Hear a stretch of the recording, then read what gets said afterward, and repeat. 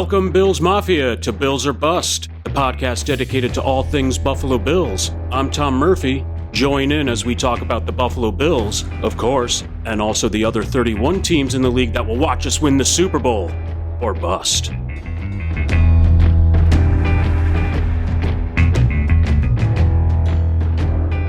Hey. Welcome again, Bills Mafia, to Bills or Bust podcast. I'm your host, Tom Murphy. And joining us again today, a friend of the show, my good buddy, Mark Ferraro, who is the master control operator for CBS Sports HQ. Mark, how's it going, man? Tom, what's going on? I'm glad to be back. It was too long.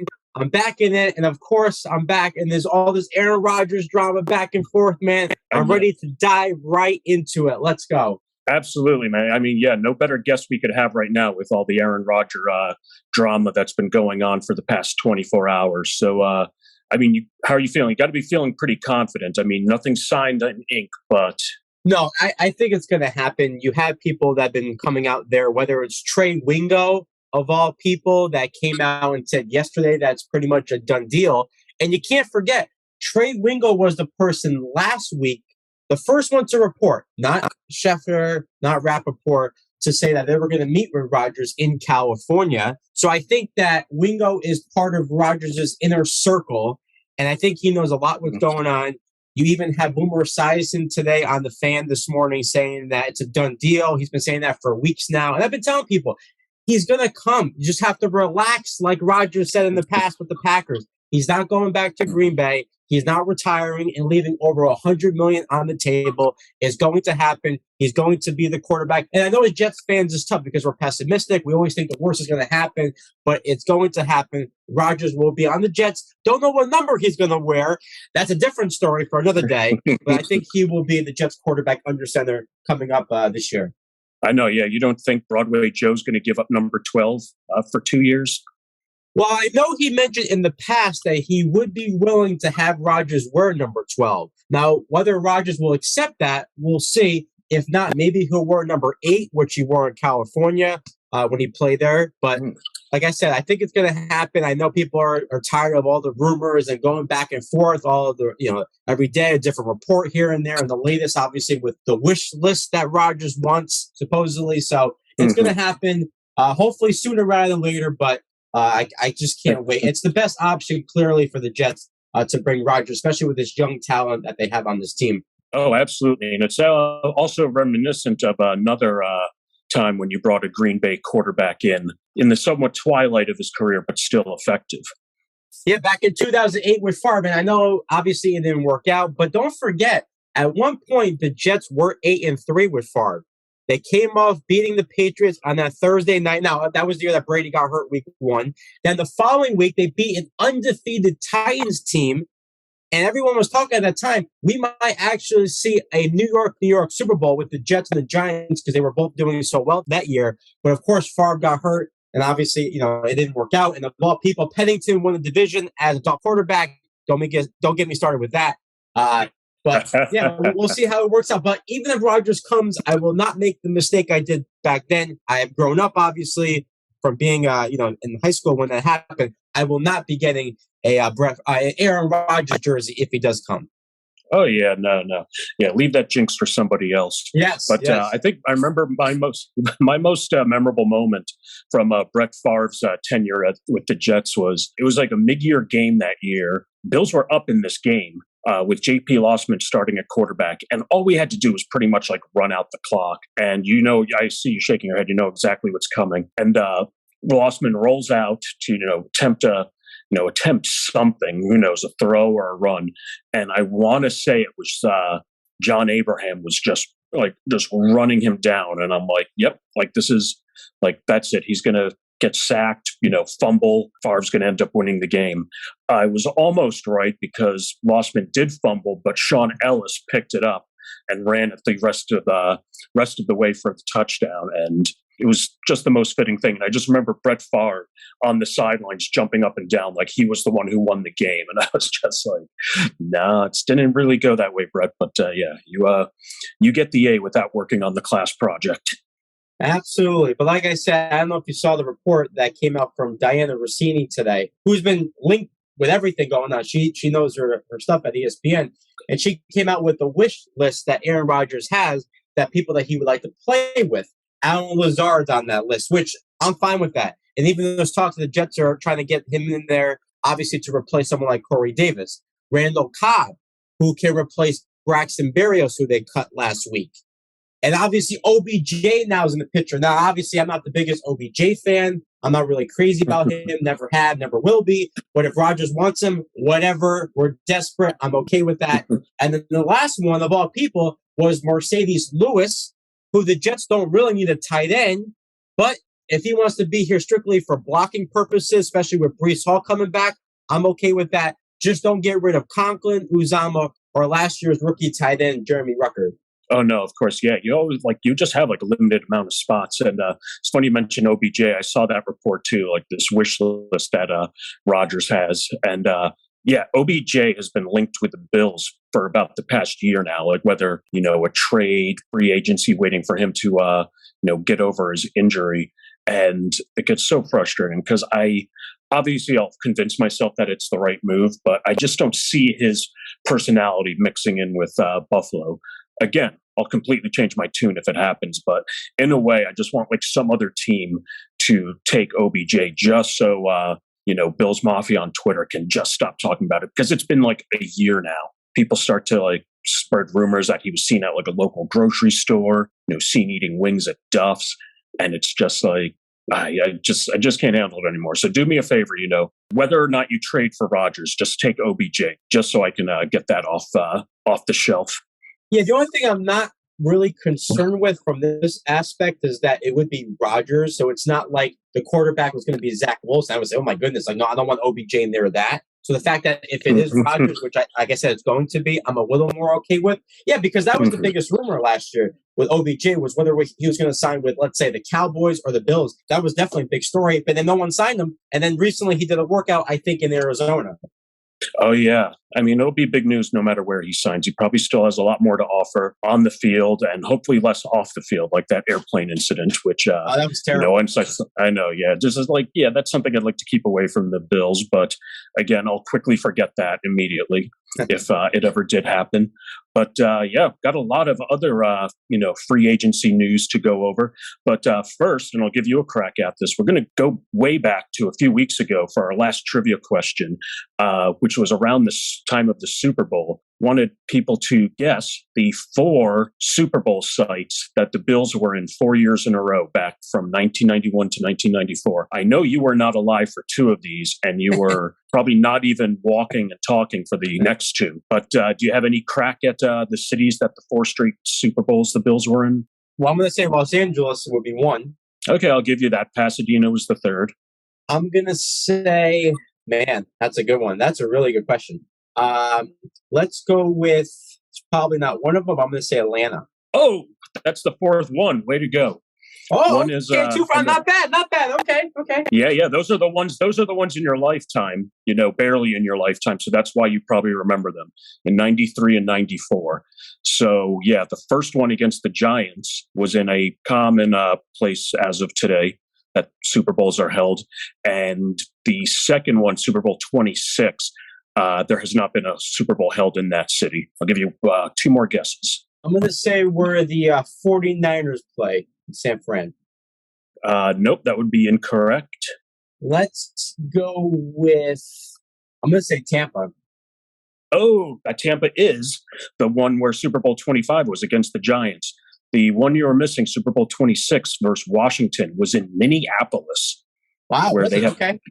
Yeah, where they have not held a Super Bowl since. So in order, that would be Tampa, Minneapolis, Pasadena, back when the Super Bowl used to be at the Rose Bowl, and Atlanta. It was the first one ever in Atlanta, and Atlanta's been a perennial host since. And I'll take it. 3 out of 4 on the spot. I'll take it, man. That's good.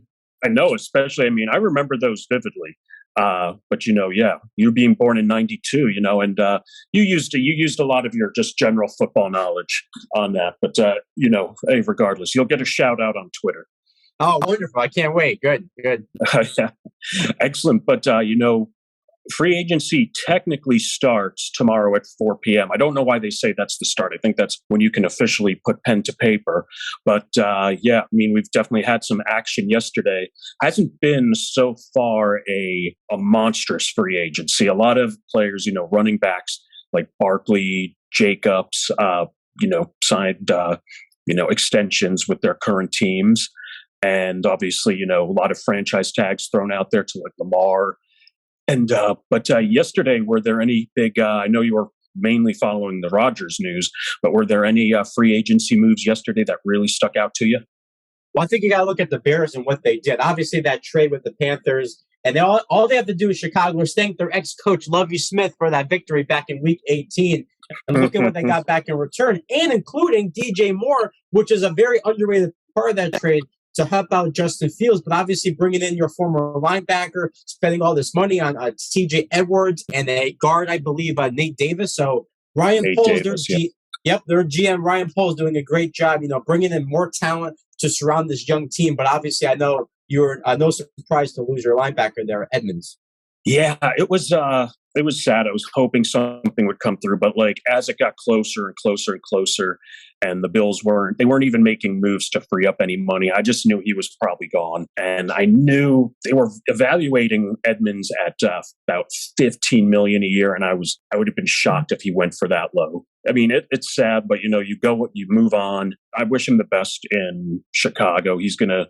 Maybe they'll be able to really utilize him to his full potential. He's been stuck at middle linebacker his entire career, and he was in college. He was an outside linebacker, a huge pass rushing force. Maybe he'll get to do a little more of that in Chicago. But yeah, he'll definitely be missed, and we're going to have to fill. That's going to be a huge hole to fill. Hopefully, we'll be able to get somebody a little more economical here, and also maybe in the first 3 rounds of the draft. But yeah, no, back to that trade. That was one of the best trades I can think of in recent memory. With the Bears not really needing a quarterback. And this also there's no like absolute can't miss player in this draft coming up. So for them to move down to 9, get a proven wide receiver like DJ Moore, and then get, 3 additional, like keeping a top 10 pick and getting 3 other draft picks in the next 2 years.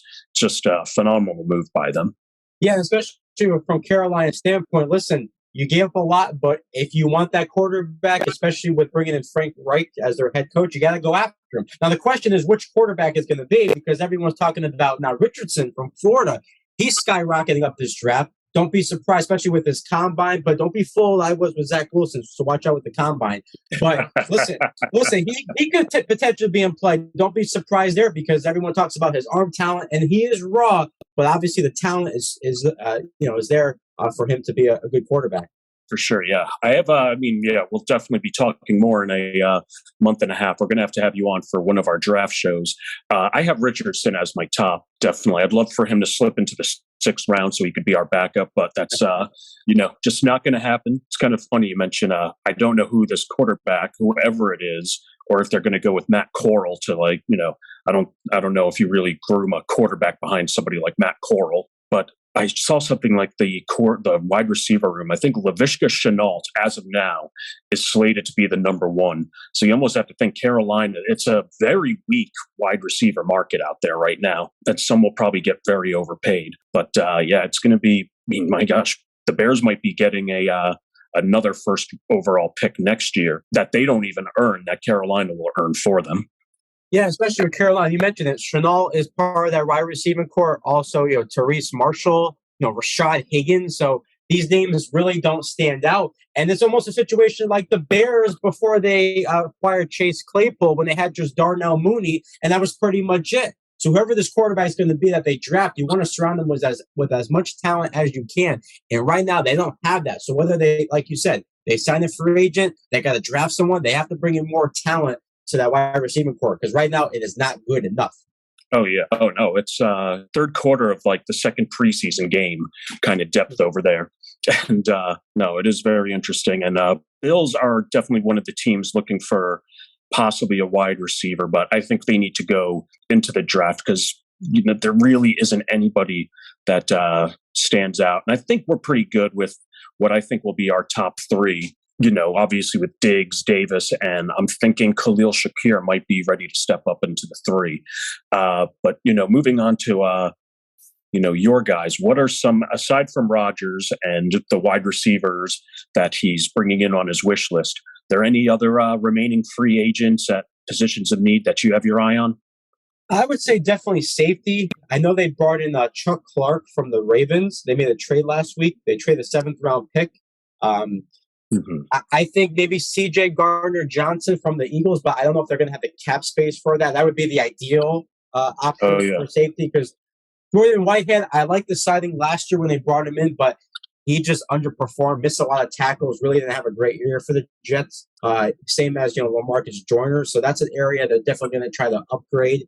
And I would say an offensive tackle, a center right now, Connor McGovern, not the guy that you signed, the former Cowboys guard. That's what I initially thought yesterday. Was like, oh, you guys signed our center. He's a free agent. Maybe they'll bring him back. Maybe they'll sign the center. I think his name's Ben Jones from the Titans, I believe. Yes, yep. They just released. Titans just released him. Yeah, he'd be a top center option. Yep, and then the Jets did bring in the offensive line coach Keith Carter, so maybe there's a connection there. But definitely, I would say the two areas would be safety and offensive tackle, because they did lose a guard recently today, Nate Herbert, who started a couple games last year. He went to Pittsburgh, so that's an area that they're going to have to look to get someone, maybe a linebacker, but they did bring in Quincy Williams. They did bring him back. He is back for 3 years, which is good news for his brother, who they hope to sign to a long-term contract, in Quinton Williams. So I would say definitely offensive tackle, and I think safety would be the two biggest areas right now.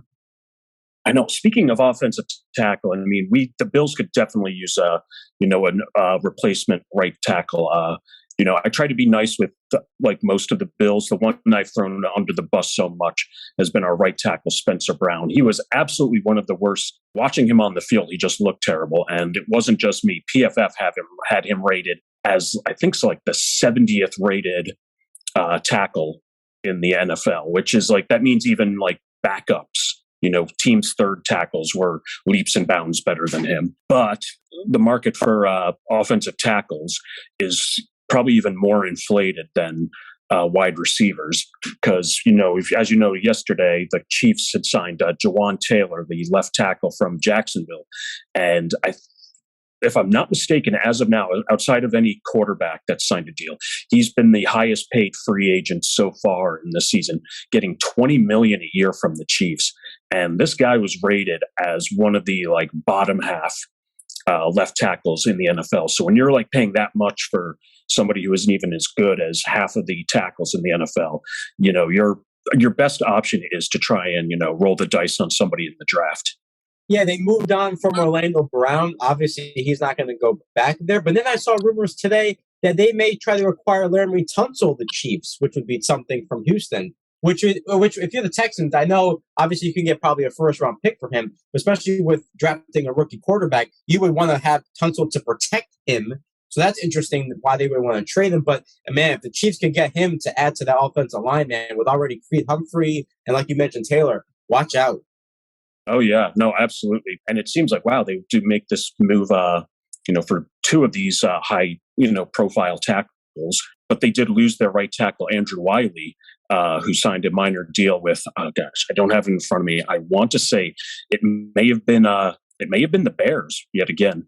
They were just making moves left and right. But yeah, no, that would be a Chiefs like move. But what would they have to give up to get somebody like Laramie Tunsil? And then where do they find the money to sign him? They're paying a lot of people, and it's a reason why they got rid of their best wide receiver in history last year, was because they're kind of nickel and diming here, just like the Bills are. So yeah, if that trade went down, that would be pretty monumental. And that line, the worst player on that line would probably be that left tackle that they're paying $20 million a year for.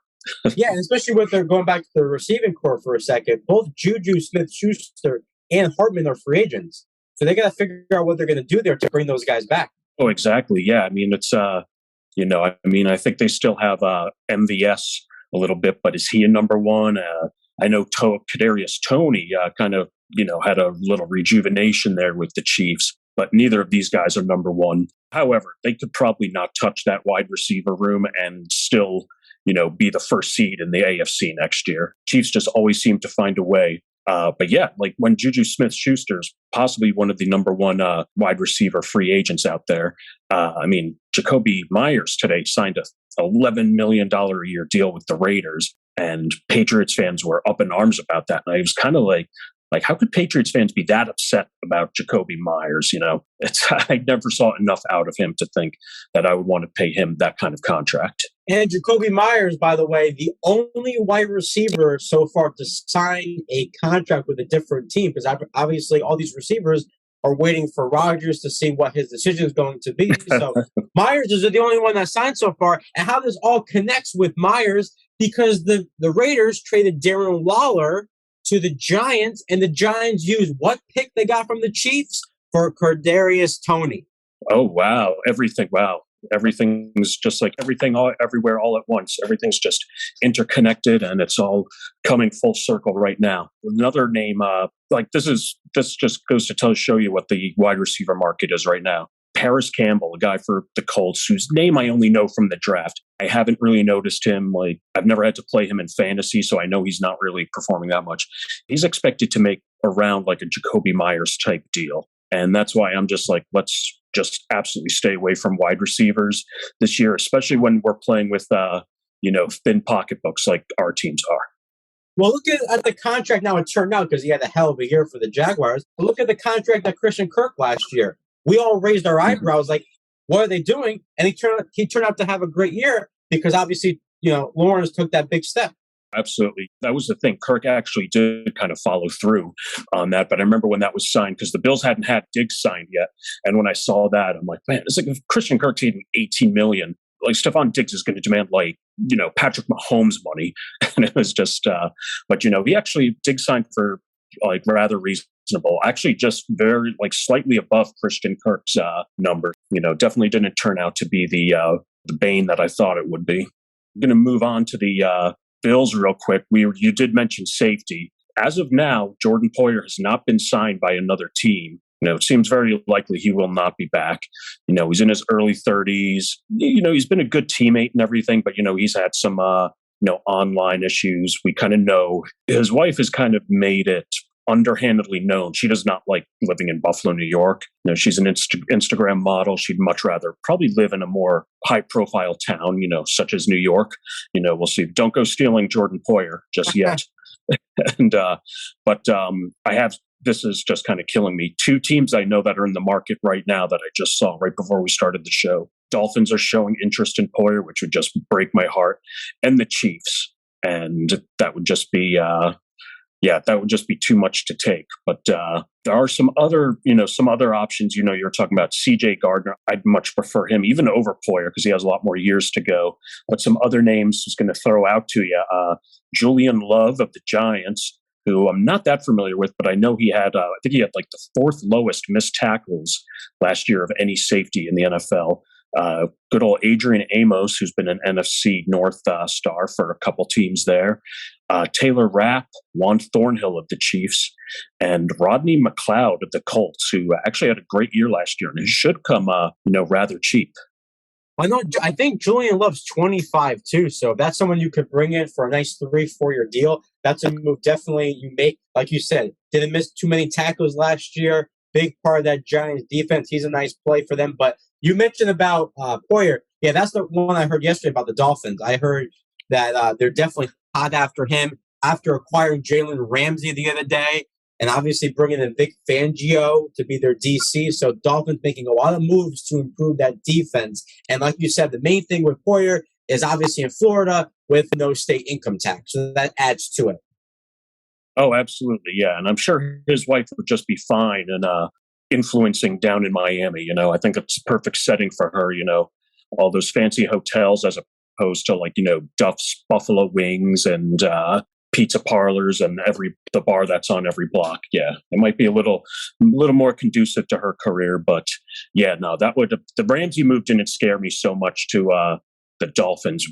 I know he's long time been considered one of the greatest cornerbacks of our era. He has not had a good history against the Bills. Stephon Diggs has somewhat owned him in his career, and Obviously, that could change, and I don't like seeing the Dolphins get stronger. Considering we went 2-1 against them last year, but won two of those games absolutely by the skin of our teeth. And you guys are coming up. I don't need two teams, to worry about for 17 games next year. And all you Dolphins fans, stop. Ramsey's not the best cornerback in the division. We know that belongs to number one, the rookie defensive player of the year, Sauce Gardner. Oh, I thought you were going to say Kaiir Elam, but you actually make a solid point with Sauce Gardner. No, Gardner was absolutely phenomenal. Any game I saw him in, he was just making a difference. And I've been saying, out of two games, hey, there we go, the Revis shirt representing. Hall of Famer Darrelle Revis. Seems just so recent. I feel like it was just yesterday he was drafted, and now he's already in the Hall of Fame. But Gardner, definitely part of that defense. Who's two games that the Bills played last year, Jets were definitely the toughest defense we played. Obviously, we had our worst offensive output against the Bengals in that divisional round game, but I'm not ready to talk about that just yet. We were just all around terrible. But yeah, no, if there is a team way more than the Dolphins that scare me next year, it's you guys. And especially if you do come through with this Rodgers deal, him hooking up with Garrett Wilson and having a healthy Breece Hall back, we might be chasing you. You might not be chasing us. Hey, and that means we're going to have to get together for a prime time Sunday night, Monday night game like we did this past year for 1:00 in Stamford, Connecticut. Oh, absolutely. At good old Bobby Valentine's. That was such an that's still like one of the greatest sports bars I've ever seen. Definitely worth the trip. But yeah, we're definitely making a point to get up for one of those games. And hopefully my team will have better luck than we did the last time. And I was also severely outnumbered at that place. I was thinking, because I noticed in New York City, you go to like a neutral sports bar, there's usually a huge Bills presence there. And I was expecting that in Stamford, Connecticut. But no, I think there may have been like one or two other people wearing Bills shirts. But that was, that bar was just absolutely Jets paradise back then. Now I want to get your take on the Bills. I want to get your take on the Bills for 1 second. I want to get your opinion about the guard. Speaking of Connor McGovern, not the Jets Connor McGovern, but the guard that the Bills brought in yesterday. What do you know about him? Because I think I read that he's more of a better run blocker as opposed to a pass protector. Yeah, I was about to bring him up. It kind of for me at least, it eased the blow of losing Edmonds, who, was definitely one of my favorite players. But I knew just the way the Bills' offensive line last year was, we needed to get, one of the guards. I was kind of hoping for Ben Powers, but he was the first guard off the board going to Denver. And that's funny. When I did hear, we signed Connor McGovern, I immediately thought, I was like, but didn't the Jets just sign him like 2 years ago? They're already unloading him. And then I forgot this was the Cowboys' Connor McGovern. And I had to look him up. Apparently, it's kind of funny you said it's like as a run blocker. I was seeing a lot of clips that showed him as a pretty proficient pass blocker, which we need. He had last year on 909 snaps, gave up 2 sacks, which definitely blows the Bills' average out of the water for their interior line. Saffold and Bates were just absolutely atrocious last year. Saffold, somehow, I will never trust the Pro Bowl again. Saffold was absolutely like one of the worst guards. He was in the bottom 60. He wasn't even the top 60 of guards last year, according to Pro Football Focus, and somehow got into the Pro Bowl as a second alternate. He shouldn't have been like a 10th alternate. I still don't know why. He'll be gone. It was definitely one of the most disappointing free agent picks. But yeah, no, McGovern, former Cowboy McGovern, was a 3rd-round pick back in 2019. And I heard pretty much up until last year was kind of toiling around that like lower range bust mentality. He had not really done well his previous 3 years. And then he was thrown into the lineup, I think with an injury to Tyler Smith. And really kind of came along. And I hope that translates well for the Bills, because he did have a much better supporting cast in Dallas, with Tyron Smith and Zach Martin, than he will in Buffalo. And what about the running back situation for a second? What's your take on that? You think maybe Dalvin Cook could come there and team up with his brother? What about these rumors of Austin Eckler possibly leaving the Chargers, or someone like Derrick Henry? Because I think the Bills are definitely going to bring in one of these free agent running backs. Yeah, I'm of the opinion that we should just sign Devin Singletary I've been a big fan of him. I know a lot of people would like to, get rid of him for reasons unknown. He's actually had a really good, yards per carry average during his career. He's definitely not your every down back. I'm just like kind of in an anti-running back mode. I just don't know how much these guys are going to cost. Dalvin Cook, it would be fun, definitely be fun to have him matched up with James Cook.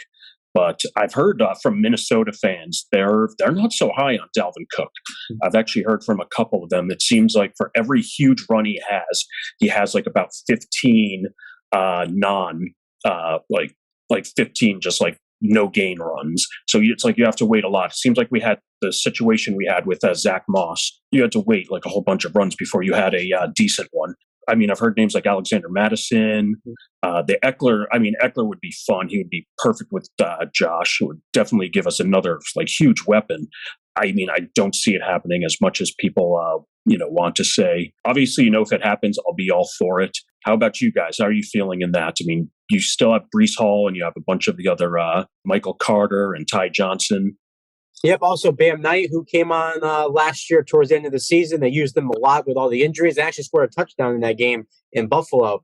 I think they might be looking for a running back, perhaps because we don't know with Breece Hall if he's going to be ready when the season starts because of the ACL injury. So another guy, former Packer that was kind of linked to the Jets, Jamal Williams, who scored 17 touchdowns for the Lions last year. So maybe that's a guy. I don't know what his market will be money wise, but maybe that's a guy the Jets will consider to bring in. But if they don't, I'm comfortable with their running back room. Obviously, like I said, with Bam Knight, he impressed me last year in his limited amount of time. They still have Ty Johnson, but obviously Breece Hall is the main guy, man. I mean, what this guy did last year, and if he didn't get hurt, he would have won the Offensive Rookie of the Year, not Garrett Wilson. Oh yeah, or maybe there would have been a tie. It's could be. Garrett Wilson was pretty impressive, but no, Breece Hall was just he was just turning heads left and right last year, and I think he's going to be. I'd love to see him. I mean, despite the bad news it would be for the Bills, like he just he was scary last year, and it was just such a shame what happened.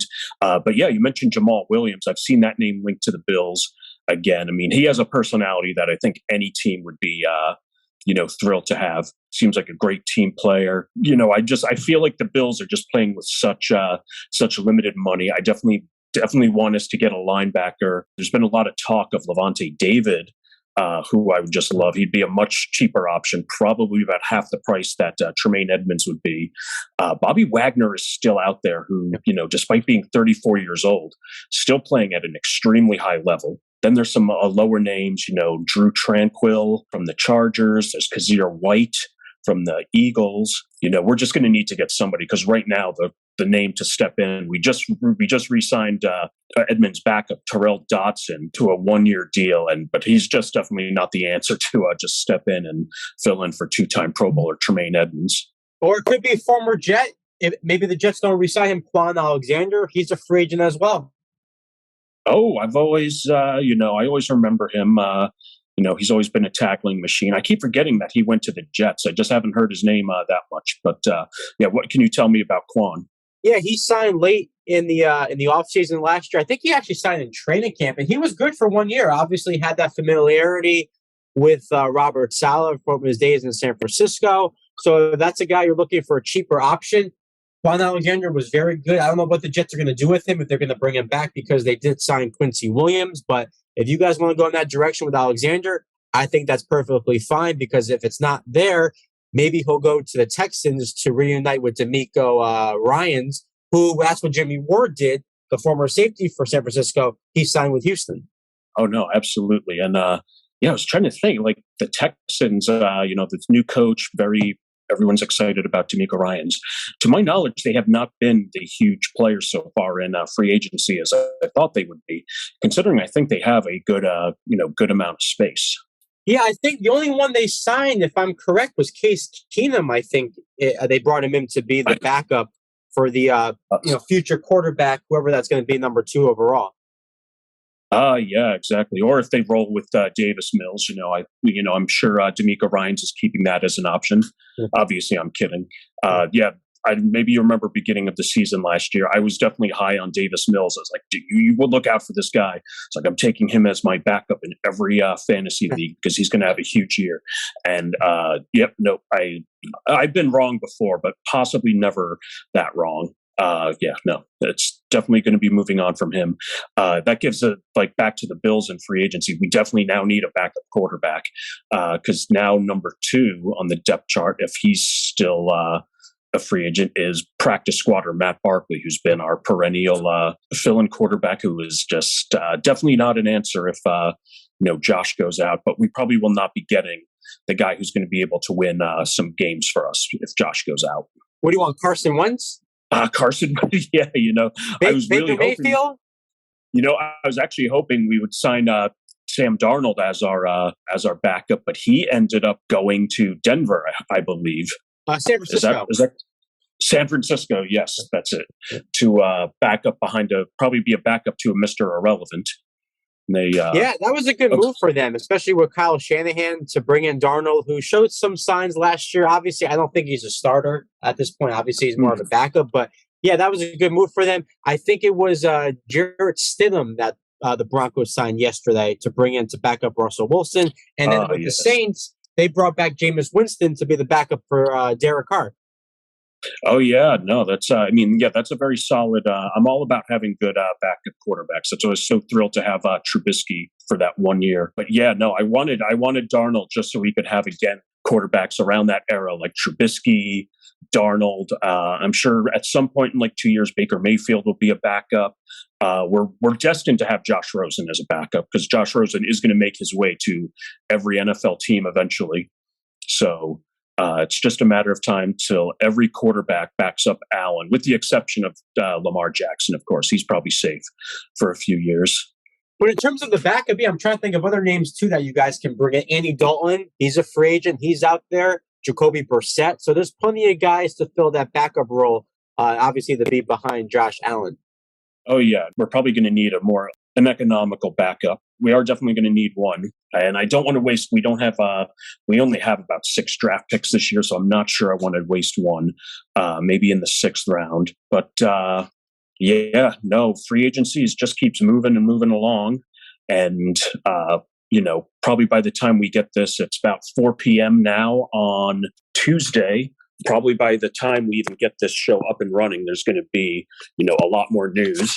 And, actually, Mark, right now I'm getting the 2-minute warning from the producers. Before we go, I'm going to give you a head start on the trivia question. If I know you'll probably know it, but just don't answer it just as of yet. But, we're a lot of talk about the draft coming up and the Bills' need for offensive linemen.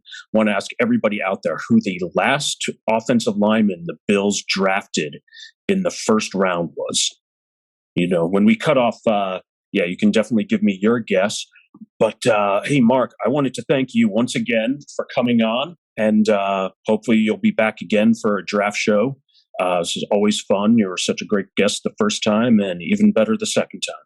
Oh, absolutely, man. I can't thank you enough for having me on the show. Always a pleasure. Obviously, all the years doing the pundits with you, my co-host, my friend, my Bills rivalry, friend right there. And so, man, anytime, pleasure. You hit me up. You have my number. Let me know. Always fun, talking football with you, my man. Oh, absolutely, man. And we'll be in touch, the rest of the way with Rogers. Everybody's refreshing. That's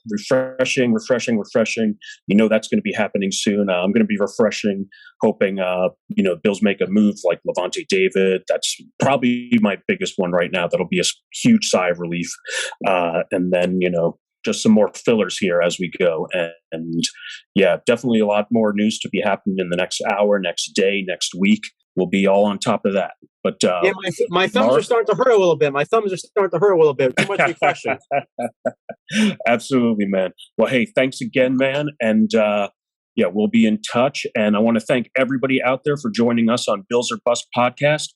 Follow us on Twitter at Bills or Bust Pod. And we will be back very shortly in a week or so. Enjoy free agency and let's go Buffalo.